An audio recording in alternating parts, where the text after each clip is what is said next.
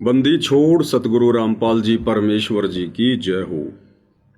परमपिता परमात्मा सारी सृष्टि के रचनहार कुल मालिक असंख्य ब्रह्मांडों के स्वामी जगत गुरु तीनों लोकों में प्रवेश करके सबका धारण पोषण करने वाले राजाधिराज आत्माधार नाथों के नाथ देवों के देव महादेव सर्वेश्वर महेश्वर मृत्युंजय अजरो अमर आदि अनादि सनातनी प्रभु जगत पिता जगदीश्वर श्री श्री 1008 की उपाधि के वास्तविक अधिकारी अकाल मूर्त सौद स्वरूपी राम वासुदेव सर्वगतम ब्रह्म परम पूज्य प्रथम पूज्य परम संत परम पुरुष परम धनी परम दयालु सत्य कबीर हक्का कबीर अल्लाहु कबीर अल्लाहु अकबर बाखबर अल्लाह ताला जगत के तारणहार जगत के मुक्तिदाता जगत के जगन्नाथ हारे के सहारे हिंदुओं के राम मुसलमानों के अल्लाह सिखों के वाहिगुरु ईसाइयों के मसीह दया के सागर दया निधि करुणा के सागर करुणा निधि स्वयंभू परिभू संकट मोचन कष्ट हरण मंगल करण दुख भंजन अविगत कबीर निर्विकार निर्विषम परमात्मा अलय अलेख सतगुरु आदि अनादि सतगुरु असली मर्यादा पुरुषोत्तम असली राम असली कृष्ण असली घनश्याम असली मुरारी राजाओं के राजा महाराजाओं के महाराजा शहंशाहों के शहंशाह सम्राटों के सम्राट भगवानों के भगवान अल्लाहों के अल्लाह प्रभुओं के प्रभु मसीहाओं के मसीह सच्चे वाहिगुरु बाबाओं के बाबा पीरों के पीर सेठों के सेठ जगत सेठ सावड़सा सेठ सर्वगुण संपन्न अनंत कोटि कलाओं के स्वामी अनंत कोटि ब्रह्मांडों के नायक योगियों में महायोगी ध्यानियों में महाध्यानी सिद्धों में परम सिद्ध ज्ञानियों में तत्व ज्ञानी ब्रह्म ज्ञानी महाज्ञानी परम ज्ञानी सर्वश्रेष्ठ ज्ञानी विज्ञानी युवा कबीर समर्थ कबीर है समवात अमित ओजा सच्चे रहनुमा करीम अल्लाह सुभान अल्लाह दुनिया के अंतिम पैगंबर 8 सितंबर 1951 से गांव धनाना जिला सोनीपत हरियाणा भारतवर्ष की पावन भूमि पे प्रकट रियल कल की भगवान श्री नारायण साकार हरि श्री बाबा साहिब नूर अनंत परमात्मा सच्चे दरवेश सच्चे बाखबर संत श्रोमणी सतगुरु रामपाल जी परमेश्वर जी के चरण कमल में साध संगति से जुड़े हुए देश विदेश से आप और हम सभी सत्सेवक भाई बहनों का अनंत कोटि दंडवत प्रणाम। सत्साई भाई और बहनों, बहुत बड़ी दया बहुत बड़ी मेहर पूज्य गुरुदेव भगवान की सतगुरु रामपाल जी परमेश्वर जी की, जिनके शुभ आशीर्वाद से विशेष आशीर्वाद से आप और हम सभी सत्सेवक भाई बहन हर प्रकार से संघर्ष करते हुए ज्ञान को आधार बनाते हुए अपनी आत्मा के कल्याण हेतु हर प्रकार से चिंतित होते हुए निरंतर सत भक्ति मार्ग पर आगे की ओर बढ़ रहे हैं। इस कलयुग की बिचली पीढ़ी में भाई और बहनों, आप और हम सभी आत्माओं के ऊपर पूज्य गुरुदेव भगवान की ये असीम कृपा है, रजा है, मेहर है और इस रजा को हमने इसी प्रकार से परमेश्वर के चरणों में लगे रहकर बनाए रखना है। इसी रजा से आप और हमारा आत्म कल्याण होगा। भाई और बहनों, कुछ ही दिनों बाद में 8 सितंबर का वो पावन दिन, वो पवित्र दिन आ रहा है, जिस शुभ दिन का इंतजार आप और हम सभी परमात्मा चाहने वाली आत्माओं को हर साल रहता है, क्योंकि उस पवित्र दिन 8 सितंबर के दिन पूर्ण ब्रह्म परमात्मा सारी सृष्टि के मालिक कबीर देव कबीर साहेब कबीर अग्नि अपने निज लोक सतलोक से चलकर गति करके सह शरीर भारत देश की पावन भूमि पवित्र भूमि गांव धनाना जिला सोनीपत हरियाणा में प्रकट हुए। पूरे जगत के कल्याण के लिए वो जगत गुरु प्रकट हुए। भाई और बहनों, जब तक कोई महापुरुष पृथ्वी पर रहता है उस समय उस महापुरुष को इतना महत्व नहीं दिया जाता है, क्योंकि ये काललोक का विधान है। यहाँ मरने के बाद ही पूजा शुरू होती है। अपने माता पिता को भी लोग जीते जी ठंडा पानी नहीं देते, टाइम पर खाना नहीं देते, पहनने को अच्छे कपड़े नहीं देते, और उसी माता पिता के मरने के बाद में उनको गंगा जी में स्नान के लिए ले जाएंगे, उनके नाम पर भंडारे करेंगे। उसको बेचारे को टाइम पर भंडारा नहीं मिलता था, लेकिन मरने के बाद उसके नाम पर भंडारे होंगे। उस बेचारे को पहनने को अच्छे कपड़े नहीं मिलते थे, लेकिन उसके मरने के बाद में जो क्रियाक्रम करवाने के लिए, कर्म कांड करवाने के लिए जो गुरुजन आते हैं, उनको हम बढ़िया बढ़िया कपड़े दान में देते हैं।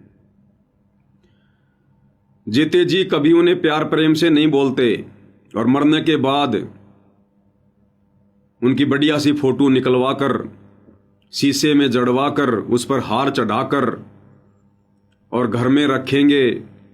रोजाना उनके दर्शन करेंगे, और हर साल फिर उनके श्राद्ध निकाले जाएंगे, उनकी पूजा की जाएगी। तो इस गंदे लोक का भाई और बहनों ये गंदा सिस्टम है। इसलिए वर्तमान में ज़्यादातर आत्माएं परमेश्वर रामपाल जी को नहीं पहचान पा रही है, ना ही पहचान पाएंगी, क्योंकि यहाँ लोग छोटे मोटे देवी देवताओं की पहचान नहीं कर पाते। रामकृष्ण जैसे अवतारों की लोग पहचान नहीं कर पाए, तो परमेश्वर रामपाल जी तो अवतारों के अवतार हैं, सारी सृष्टि के मालिक हैं, सबको रचने वाले, सबको उत्पन्न करने वाले हैं। इनको पहचानना तो भाई और बहनों अति दुर्लभ है, अति दुर्लभ। लेकिन ऐसे में ये परम सौभाग्य अब और हम चंद आत्माओं को मिला कि हमने अपने पूज्य गुरुदेव भगवान की परमेश्वर के रूप में पहचान की है, और उनके द्वारा आत्म कल्याण के लिए पूरे विश्व को जो शास्त्र अनुकूल शत भक्ति दी जा रही है, उस भक्ति को प्राप्त करके आप और हम वो फायदा उठा रहे हैं जिस फायदे के लिए ब्रह्मा विष्णु महेश भी लाइन में हैं, कतार में हैं, उनका भी अभी समय नहीं आया। तो 8 सितंबर के दिन वह परम शक्ति सतगुरु रामपाल जी परमेश्वर इस भारत देश की धरा पर प्रकट हुए।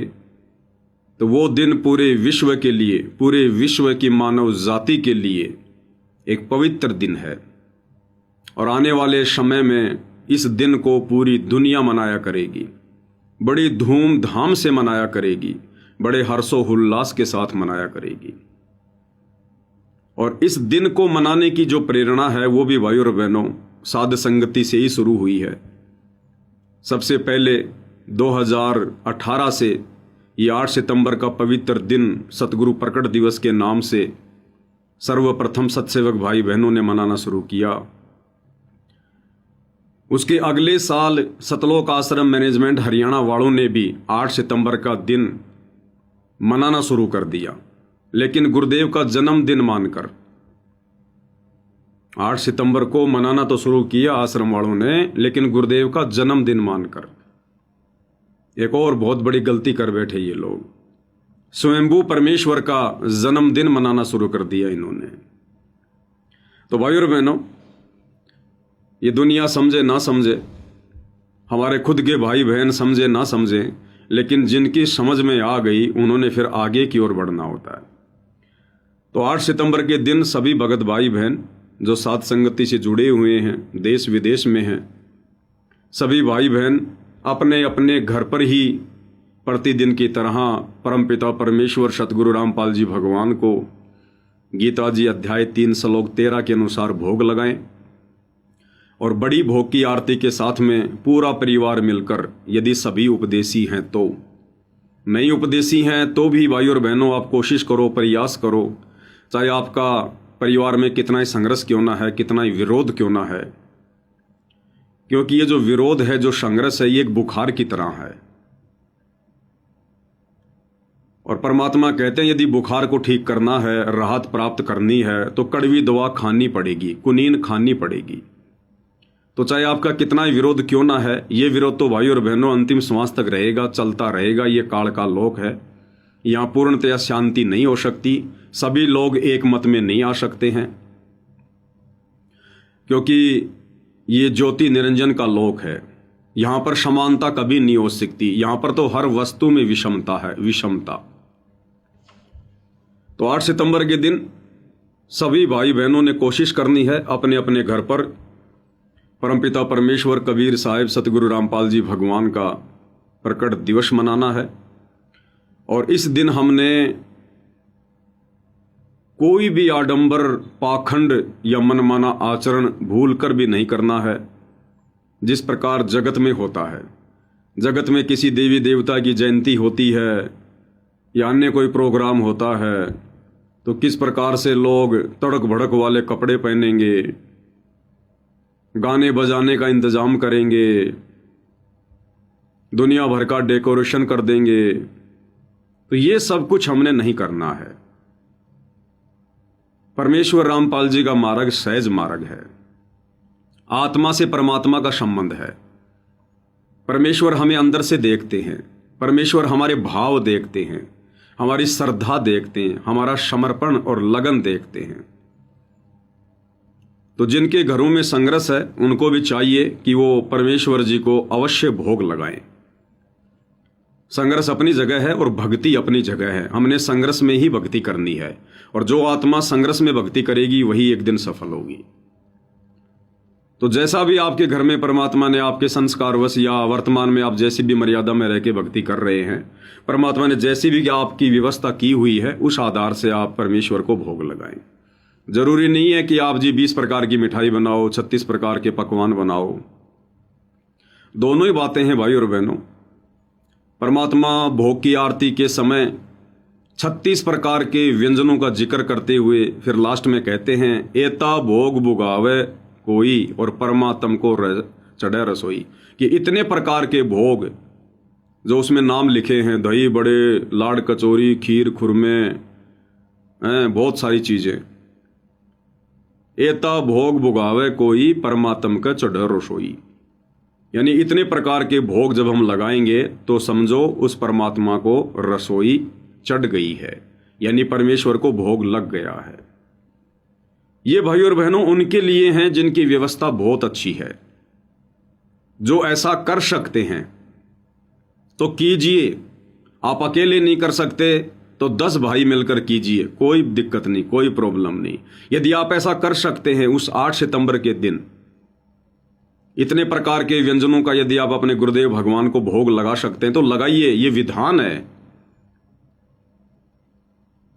इससे परमात्मा प्रसन्न होंगे कि देखो मेरे बच्चों ने लाख संघर्ष के बावजूद, दुनिया के इतने ताने सहने के बावजूद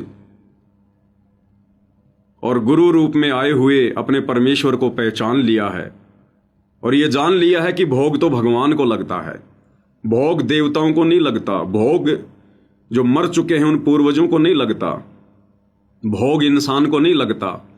लेकिन इंसान रूप में जब परमेश्वर धरती पर प्रकट होते हैं और आत्माएं जब उनकी पहचान कर लेती हैं और जब उन्हें भोग लगता है तो परमेश्वर प्रसन्न होते हैं।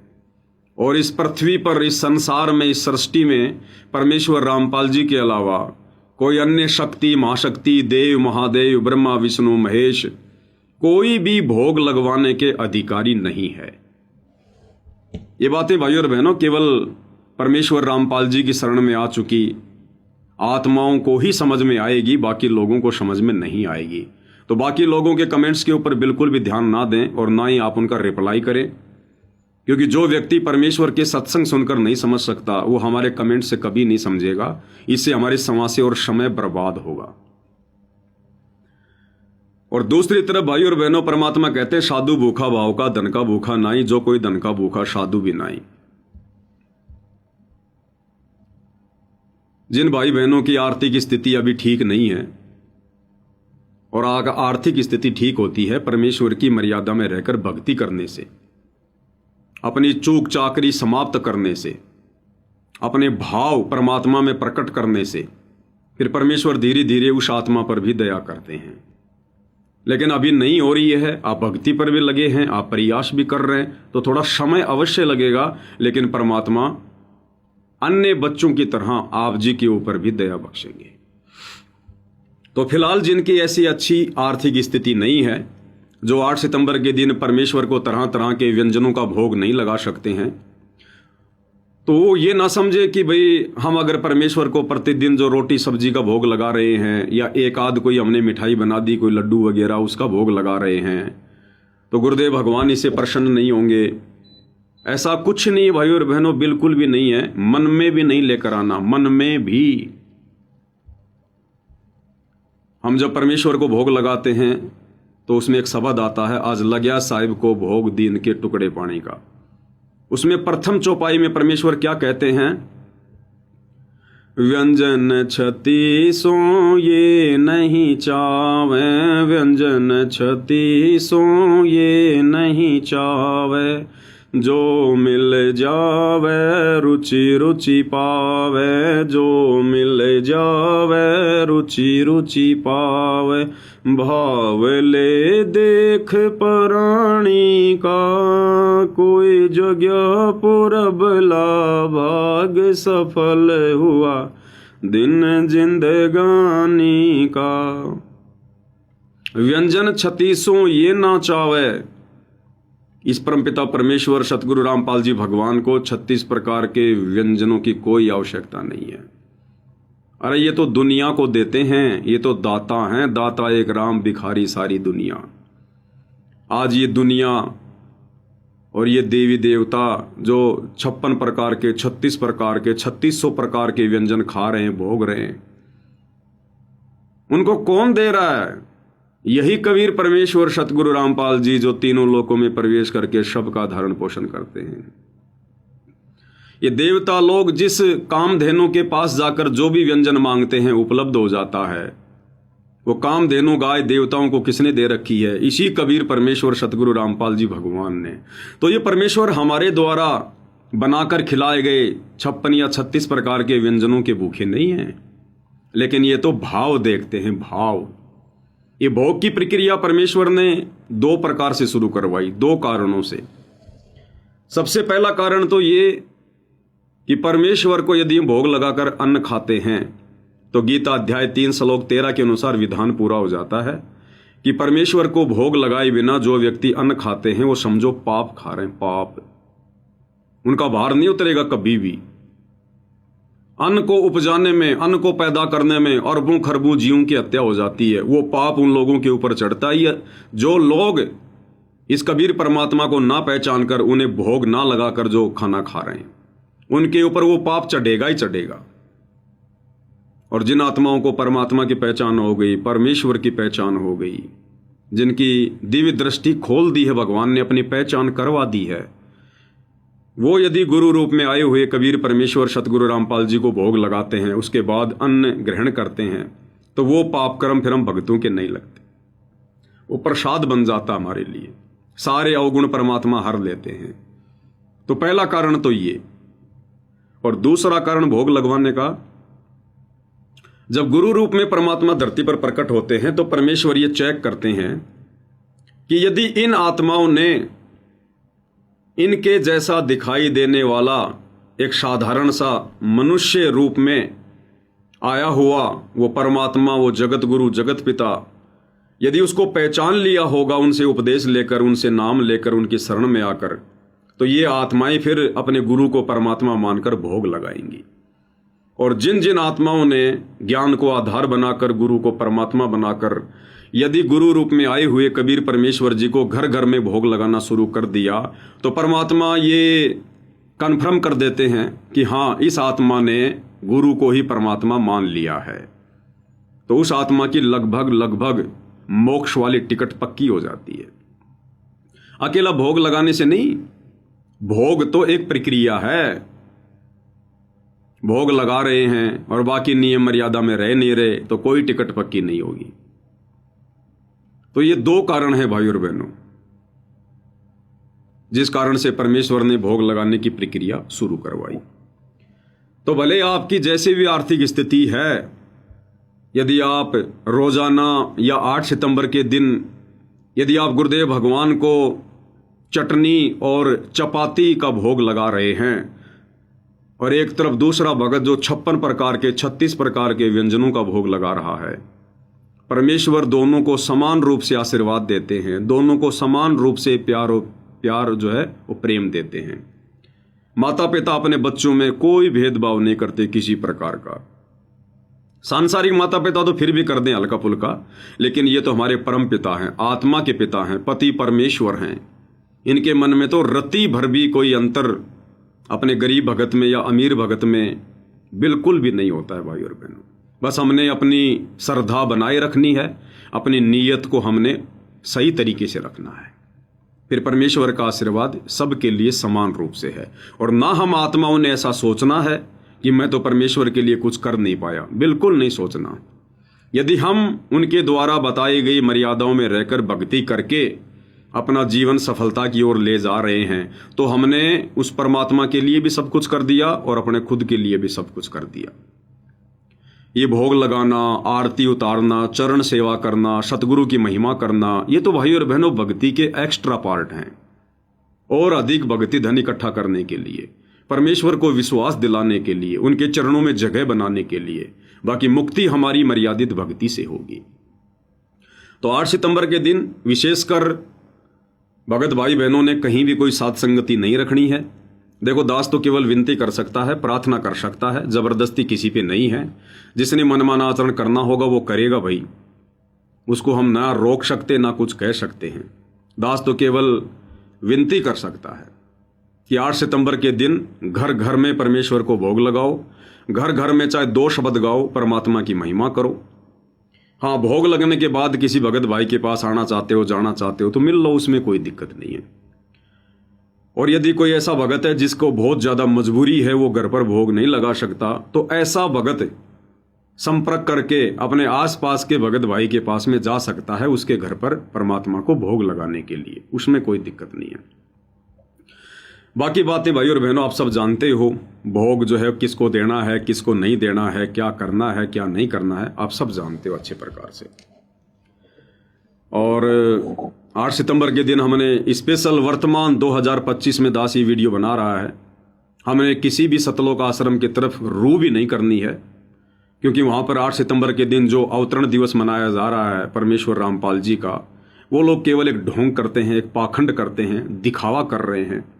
वो लोग अपने गुरुदेव भगवान को हृदय से परमात्मा नहीं मानते हैं, कबीर देव नहीं मानते हैं। अब 8 सितंबर को तो इन आश्रमों में 3 दिन का भंडारा कर देंगे, और जैसे ही जून का महीना आएगा फिर से वो दाढ़ी मूंछ वाले नकली कबीर को अपना बाप बना लेंगे, अपना भगवान बना लेंगे। तो इनका तो भाई और बहनों दोगला आचरण है, मनमाना आचरण है। हमने इन आश्रमों की तरफ रू करके भी नहीं सुना है। ये ज्ञान आधार की भक्ति है, और आने वाले समय में वर्तमान में जो प्रक्रिया सात संगति के माध्यम से परमात्मा सुचारू करवा रहे हैं, इसी प्रक्रिया से आने वाले समय में जब गुरुदेव भगवान सतलोक को चले जाएंगे, पूरे विश्व में इसी प्रकार से घर घर आश्रम होंगे, घर घर भक्ति होगी। आत्माओं को कहीं भी धक्के खाने की, भटकने की, ज्योति करवाने की, पाठ करवाने की कहीं आवश्यकता नहीं पड़ेगी। ये सब बंद हो जाएंगे, पाठ वगैरह, ज्योति वगैरह सब बंद हो जाएंगे। ये पाठ और ज्योति केवल उसी समय तक परमात्मा करवाते हैं जब तक हमारा अंतःकरण शुद्ध नहीं होता, साफ नहीं होता। और जब हमारे अंतःकरण की गंदगी साफ हो जाती है, हमें ये ज्ञान समझ में आ जाती है, फिर पाठ और ज्योति की कोई आवश्यकता नहीं है। फिर प्रतिदिन हम अपने घर पर जो हवन यज्ञ करते हैं, बस वही हम करते रहेंगे। तो इस प्रकार से हमने 8 सितंबर के दिन भाई और बहनों इस पवित्र दिन को मनाना है। कोई ढोंग, कोई पाखंड, कोई आडंबर किसी प्रकार का नहीं करना है। ना हमने 8 सितंबर के दिन भंडारा बना बना के कहीं किसी भिखारी को खिलाना है, ना किसी रोड पे खिला के आना, कुछ नहीं करना। ना हमने भोग लगा हुआ प्रसाद अपने पड़ोसियों को जाकर देना है, नहीं।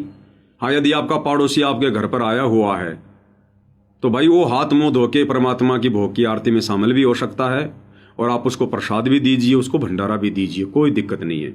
लेकिन हमने जाकर अपने पड़ोसी को भी नहीं देना है, ये ध्यान रखना। पड़ोसी के स्वयं आने में और हमारे जाकर देने में रात दिन का अंतर है। हमने बिल्कुल कोई आडंबर, कोई पाखंड किसी प्रकार का नहीं करना है।